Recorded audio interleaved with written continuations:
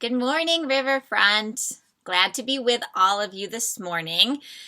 We are wrapping up our third and final week of a series called Does the Gospel Still Matter? And we celebrated Easter a few weeks ago. What is it, 3, 4 weeks ago now?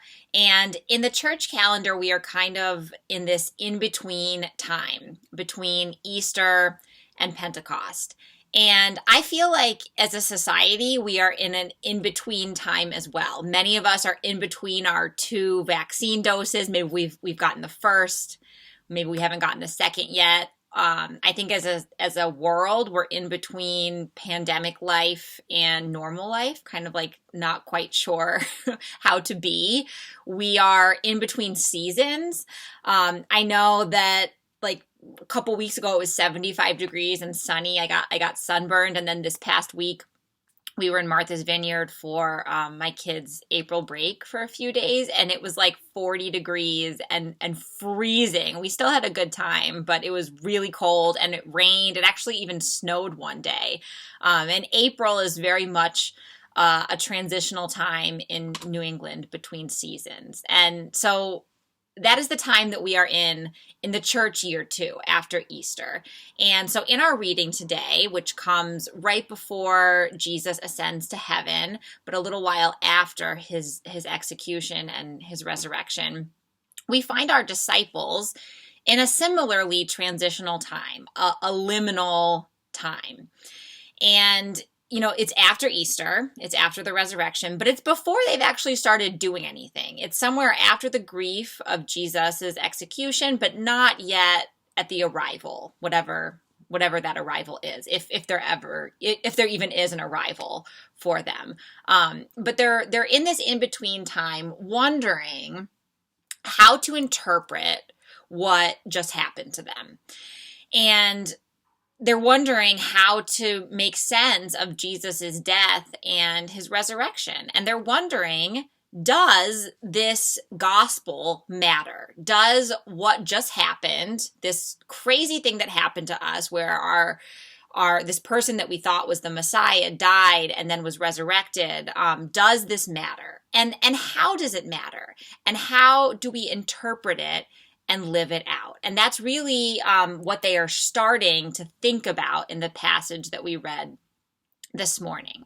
So we're a few Sundays out from Easter, and we find ourselves at the very end of John's Gospel. And at the very end of John's Gospel, Jesus has been around. He has already appeared to the disciples a few times, but he has not yet ascended to heaven. So it's this transitional time, like what I was talking about. Before I get into the story, I want to briefly talk a little bit about the context and the history of John's community. The Gospel of John was not written by John himself, most likely. Most scholars believe that it was written a little while after Jesus by somebody from what they call the Johannine community. And there were different types of Jesus followers in this early church period after Jesus died.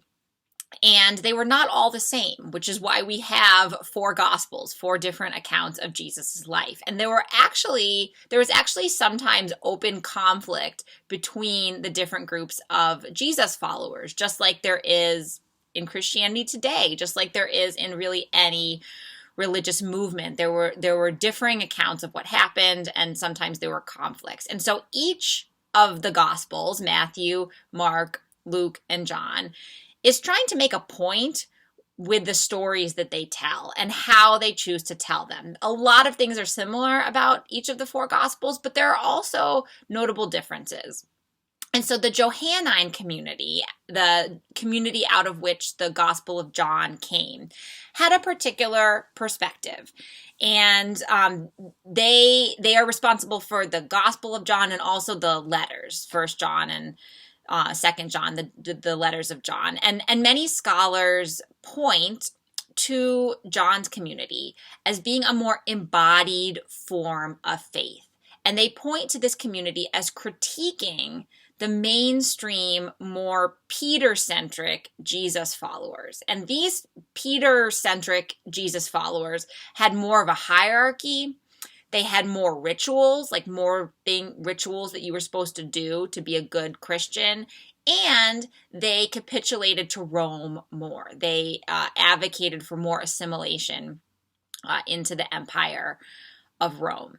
And so if you read the letters attributed to John and the letters attributed to Peter, they're very different, and they present very different perspectives on the early church. The letters of Peter, 1st and 2nd Peter, talk a lot about hierarchy and assimilation to empire.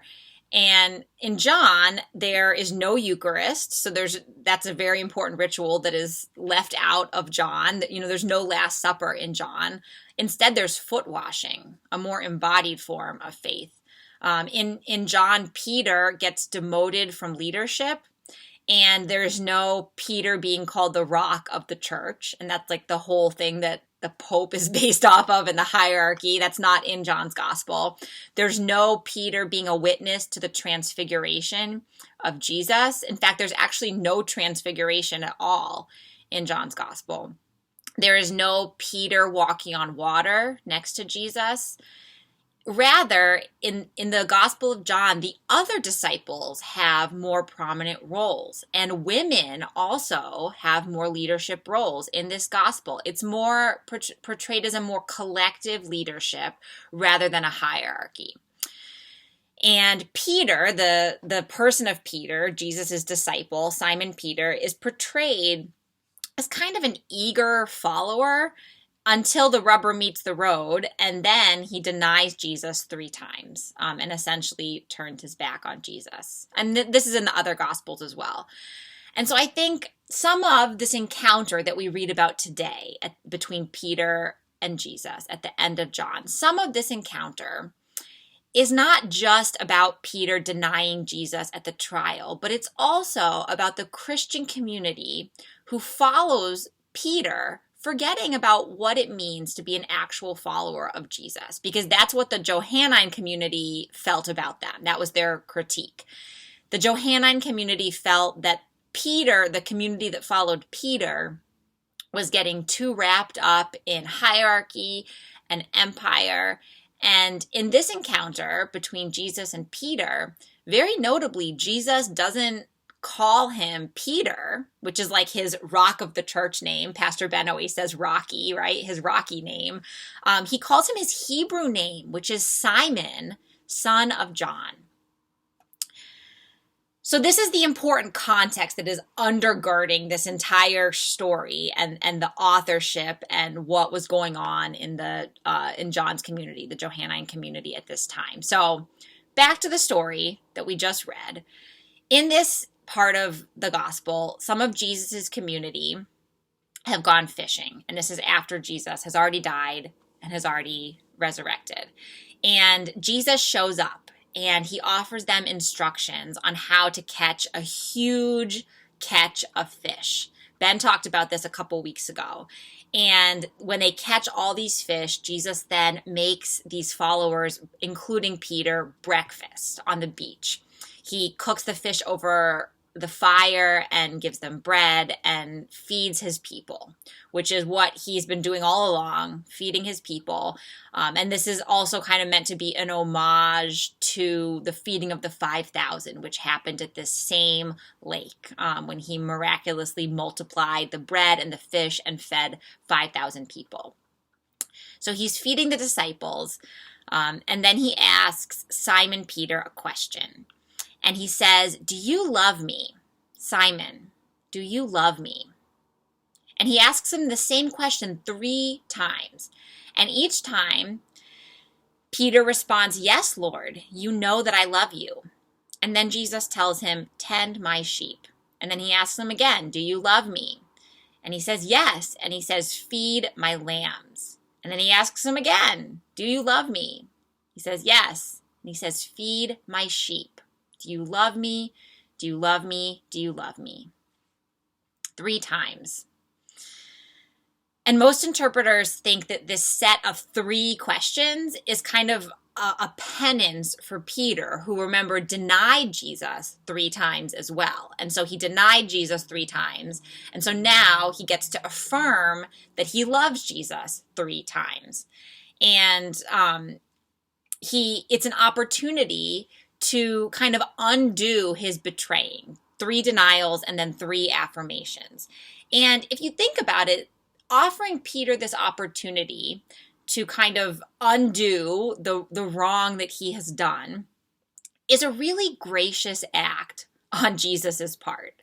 A really gracious act. It's an opportunity for forgiveness and for grace that Jesus is offering Peter.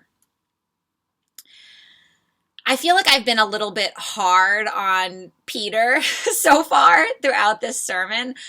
So I want to tell a story, and it's not my story. It's a story that Reverend Anne Dunlop tells. If you don't know who she is, she's wonderful. She's part of a group called Showing Up for Racial Justice.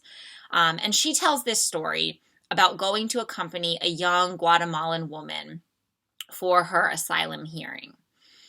And this woman, Ana, has been detained for well over a year at a for-profit immigration center in Bottville, New York. And she was going to have a hearing to determine whether she would be granted asylum or not in the courtroom that was built into this facility. So in this same facility in Bottville, New York.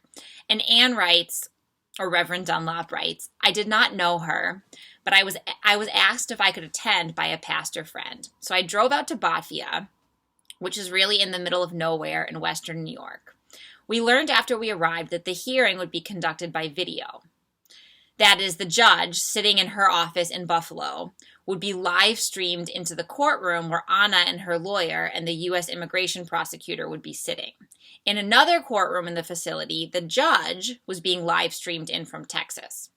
So judges deciding the fates of other humans never have to breathe the same air or be physically present to another human's anguish while they make their decisions in this COVID world." And she calls this trial a mockery of a trial. She says they can call it a hearing, but it's really a trial to prove whether or not you are worthy enough, if you have suffered enough, if you are innocent enough, if you are who you say that you are. And she says, we were not allowed into the courtroom, not the other pastor, not I, not even her social worker. The lawyer argued for us to be present, but the judge refused. As many times as I have gone to court to be with folks, I have never had this happen. So we stood outside, hovering outside the courtroom door, listening as hard as we could as she told her terrifying story, watching it through the small window as she trembled and shook, recounting threat after threat. We sent our prayers and our breath through that door, but it did not feel like enough. It never feels like enough. The judge suspended the hearing because it had gone on too long, and Ana was taken back to her cell. She was weeping. We were not allowed to speak to her. And she says, I thought about Peter hovering outside of Jesus' trial, what he might have seen, what he might have heard as his friend was interrogated and beaten, what anguish he must have felt, what despair must have led to his denial. What more could he have done anyways that wouldn't have led to him getting the same treatment as Jesus? She says, I felt a lot of compassion for Peter. And it is still true that he denied knowing Jesus 3 times. So imagine this scene. Imagine this brutal trial that Jesus had, followed by Peter's denial, followed by Jesus' resurrection, followed by Jesus cooking fish on the beach and asking Peter if he loved him, offering him an opportunity to undo what he did, as if those denials could ever really be undone. It is a hugely gracious act from Jesus. Why did Jesus offer this to Peter? Why did he offer him this opportunity? A lot of people are going to read this story and they're going to look at it as an individual forgiveness, an individual opportunity for forgiveness for an individual person's sin. But Reverend Dunlap makes the very poignant point that there is more to this story than that individual view. She points to 3 lessons that we can learn from this story. 3 lessons, just like there were 3 denials and 3 affirmations. There are 3 lessons that we can take out of this story. And as we think about how the gospel matters today in our own struggle towards collective liberation, we can take these 3 lessons, not just on an individual level, dealing with our individual sin and our individual need for forgiveness, but on a whole collective systemic level. 3 things that we can take from this. I'll try to put these in the chat, but if I am distracted by children, hopefully Pastor Ben or Pastor Jen can drop these 3 things in the chat for me. So the first thing we can get from this story is that no one is disposable. No one is disposable. Not even Simon Peter, who denied knowing Jesus during his mockery of a trial, which was a big harm that he caused. Yet here Jesus is offering not condemnation, but a warm fire and breakfast and an opportunity to repair the relationship.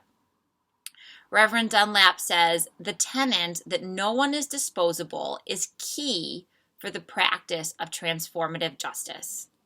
And it flies in the face of what we are taught about punishment. You know, as a white woman, I have been thinking a lot about this. I think for me, I often get frozen, and instead of acting, I freeze because I am afraid to make a mistake. And maybe this resonates with some of you. Maybe you're afraid to say anything or afraid to do anything because you're afraid of making a mistake. And this shows up in different ways for different people. Maybe it shows up as a fear of conflict. Maybe it shows up as being overly defensive or a desire to protect ourselves. Maybe it shows up as tears and emotion when we are challenged. Maybe it shows up as taking things deeply personally. And part of this has to do with punishment and a fear of punishment. I think my culture has taught me that I will be punished or I will be tossed aside if I get it wrong. Maybe as a child, we were punished by our parents or at school for harming someone else. We hurt someone else, we caused harm, and so we're punished or we're tossed aside. But this truth that Jesus teaches Peter is so powerful, and that is that no one is disposable. We all have the chance to reorient like Peter. We are not disposable. So that's the first truth. The second one is that action, reparative action, is required for love. Reparative action is required for love. Jesus asks Peter, "Do you love me?" And Peter says, "Yes, I love you." And then Jesus says, "Okay, well then do something. Do something. Feed my sheep, tend my sheep." And not just anything, don't just do anything, but do work that repairs the harm that you have done. As a parent, when one of my big kids, one of my older, stronger kids hurt one of their little siblings, it's easy for me to just default to like, okay, say sorry. You punched Dion, and you punched Dion and say sorry. That's easy and that's my default. But what is much harder is coaching them to ask, how can I repair our relationship? Or what we teach the kids to say is, what can I do to make it better? I hit you. I may or may not be sorry. Okay, maybe I'm sorry for that, but then what can I do to make it better? And in Peter's case, this means returning back to the practices of feeding people who were outside the systems that were put in place by Rome that kept people hungry and hurting. Jesus says, feed my people.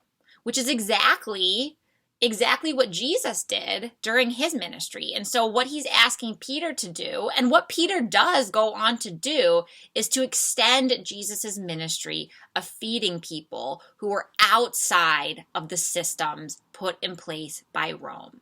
Because 95% of people were actually physically hungry, like literally hungry. There was extreme poverty and extreme inequity of wealth in this day. And in Greek, those verbs, feed and tend, so he says, feed my sheep and tend my sheep.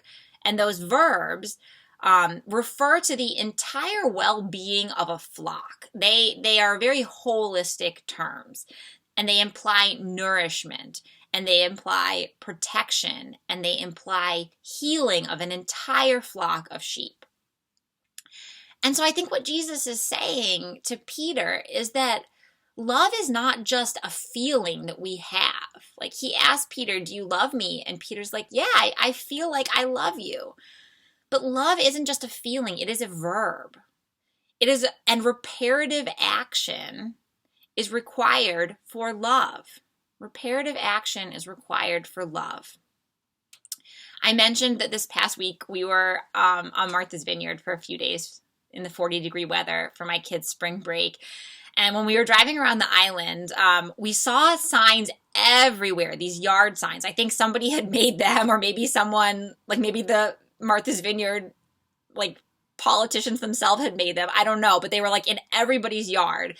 And they said, only you and I can end racism. Only you and I can end racism. Sounds nice, right? Like, sounds like a good concept. But this idea is so prevalent that racism is this individual feeling that individually lives in each of our individual hearts, that it's like this feeling, like I woke up today feeling racist, and maybe now tomorrow I'm not going to feel racist anymore, and that will somehow end racism. And so ending it is as simple as like feeling a different way, or loving a person of color, whoever that may be. And I think that's why, as an adoptive parent myself of Black children, something I've observed is that a lot of adoptive parents feel like they can't be racist because they love their kids. They feel like they love their kids. And I relate to that too, like that feeling. Do you love me? Yes, I love you. And that's true. That's real. But racism is not an individual feeling. And so it is possible to love your Black and brown children, or to love your Black or brown friend or spouse, and also to participate in harm and to participate in systems of racism. And so the sign, only you and I can end racism, is not true. Like, racism is not an individual feeling. It is metrics, it is policies, and it is action. It is reparative action. And so you and I cannot end racism because it doesn't live in our individual hearts. We have to repair our systems, our whole systems. Reparative action is required for love. And that's what Jesus says to Peter when he's like, yes, I love you. And Jesus is like, okay, how are we going to fix the whole system? All right, so that's second. And then third, and this is a good one. This is like a feel-good one. We all get fed and tended to.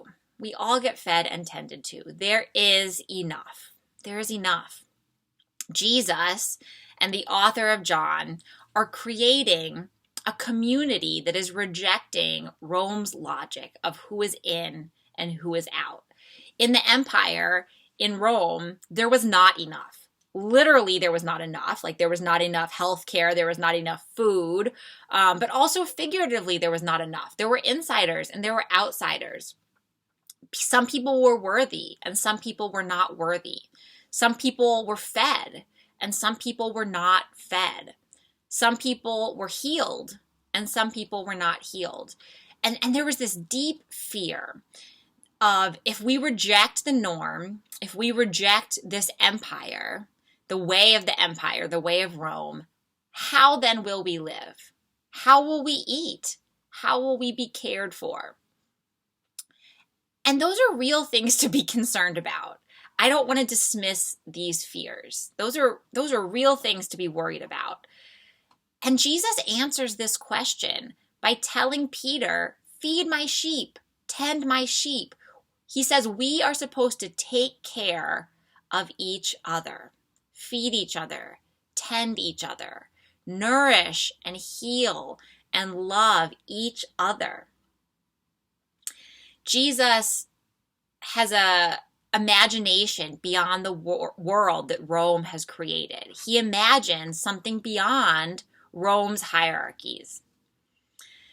Remember, right before this scene, and Pastor Ben talked about this a couple weeks ago, and I referenced it earlier too, but right before this scene, Jesus gives Simon Peter this huge haul of fish. He casts his net down, and he has this huge haul of fish, representing an abundance of nourishment.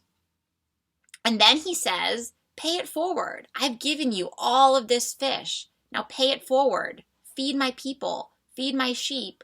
We all get fed. We all get tended to abundantly. There is enough if we care for one another.